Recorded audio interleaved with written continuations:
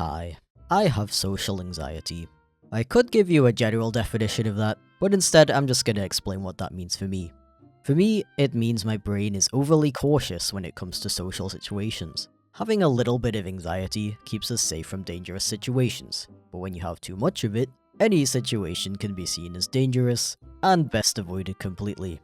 It also means that when I meet new people and I really like them, I'll often get so anxious about messing things up that I'll either try really hard to act like the most socially acceptable, normal person I can think of, or end up avoiding them completely. Which really sucks, honestly, because contrary to what you might believe, I actually really like people. I love talking to new people, hearing their stories, things they like, what we have in common. It's fun as hell, honestly, but kinda hard to do when a nagging part of you is constantly trying to entice you towards the easy way. So I think I've established that this is something that I want to change, or at least have it be a much smaller influence on my life. But how can I do that? To tell you the truth, I've been having a very hard time trying to figure out if my social anxiety is something that I can theoretically get rid of completely, or if it's a permanent part of the way my brain works and it would be smarter to focus on working around it instead. Based on my handful of counseling sessions, my therapist seemed to believe that anxiety is something you can overcome. And essentially what he taught me boils down to the concept of exposure. How do you get over a fear of snakes? By hanging out with a bunch of snakes, of course. The same applies to anxiety. Anxiety is fear. How do you get over that fear? By training your brain to realize that there's nothing to be afraid of. Theoretically, with enough positive experiences, you can override your brain's fear response towards negative or potentially negative experiences you've had in the past. So what does this have to do with the UK? Well, if you didn't know yet, I'm British, but I actually live in Germany. And I do not speak fluent German yet. I'm not terrible at it, don't get me wrong. But as you may already be starting to realize, having yet another layer of possibilities for things to go wrong does not help the old social anxiety. So, as my partner, our friend Tim and I discussed our plans to travel through the UK, I saw a golden opportunity for enough raw exposure therapy to finally do something about my social anxiety. British people tend to mind their own business, but are often very chatty, and it's not uncommon to find yourself in short conversations about the weather with the cashier at the supermarket. If I simply put myself out there a little more, start some of these conversations or just engage with them a little more than usual, I should be able to build plenty of positive social experiences just by striking up little chats about our travels as we made our way through the country. But who decides to just travel through the UK for no reason? What's that all about? Well, it all started with a humble Stardew Valley concert. We're all huge music fans and Stardew Valley fans, and considering Tim had never visited the UK outside of London, it seemed like the perfect chance for a humble little holiday.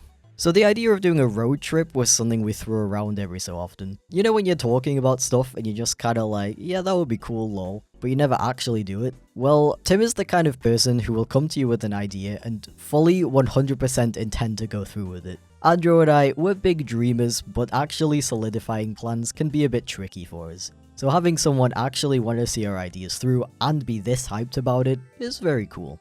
So, based around the fact that we had to reach Manchester by July 14th, we created a plan to see as much of the UK, not London, as we could. And then we just stopped. Yeah, probably the best and dumbest thing we did was leave home with only half a plan, and places to stay only up until the 14th booked. We were feeling adventurous, okay? And we had this, in hindsight, slightly over-romantic idea of showing up to small towns in the middle of nowhere in the English countryside, and giving an elderly couple £20 to stay a night in their humble inn, where they'd offer us drinks in exchange for our tales of our travels. I don't know whether to spoil yet if that actually ended up happening even once, but we were very excited, somewhat nervous, but hopeful as we left Germany, passed through the Netherlands, and headed to Belgium. We ended up taking our own all-reliable car rather than renting one either in Europe or the UK itself. Was this a good idea? Time will tell. Anyway, this was actually my first time in Belgium. Unless you count that one time I took a wrong turn on the way to Aachen and crossed into Belgium for approximately 3 minutes before immediately turning back. Anyway, we had a rough plan to check out a few of these European countries on the way back, so we didn't feel too bad about simply crossing through. In France, tensions grew as we inched closer to Calais, where the Eurotunnel would take us across the channel, and immediately became even more heightened as we were sniped by a bright white flash on the motorway. Was this a foreboding sign? The first of potentially many speeding tickets we were going to collect on this journey? Well, as of writing, no such ticket has arrived in my mailbox. I believe what happened was, there were two different speed limits.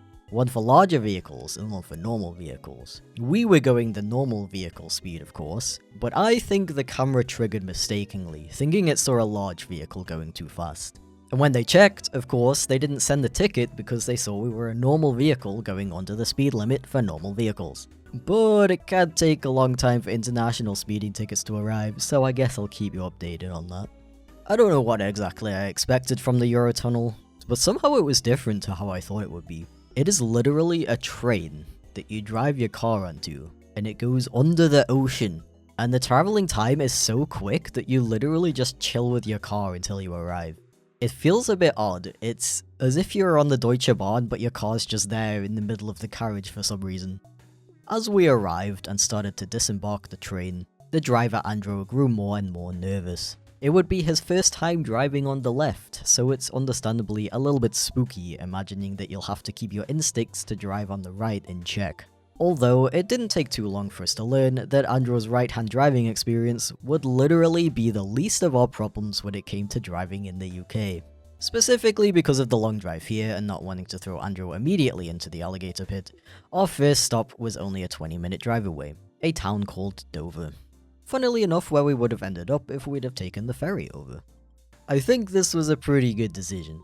The short, easy drive allowed Andrew to ease into driving on the other side, and as we followed the roads towards Dover, it was honestly the perfect start to the UK portion of our trip.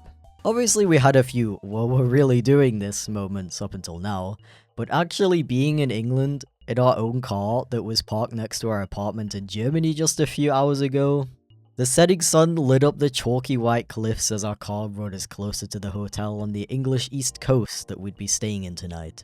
It was breathtaking, and I'll never forget the sense of excitement at this glimpse into our adventures to come. I'm really sorry that I'm going to have to end this part here. Animation is just such a time-consuming process that I unfortunately can't make these too long if I want to post them within a reasonable amount of time from each other. Not only is it time-consuming, but it's expensive, as is traveling through the UK, so if you'd like to see more of this series, please consider supporting me on Patreon. I post regular updates on the progress of my videos over there, and often ask for your opinions and help with decisions in my videos. And if you can't wait, my partner is also making a UK road trip video series, so you could check that out for a more vlog-style take on our adventure. Thank you for watching, till next time.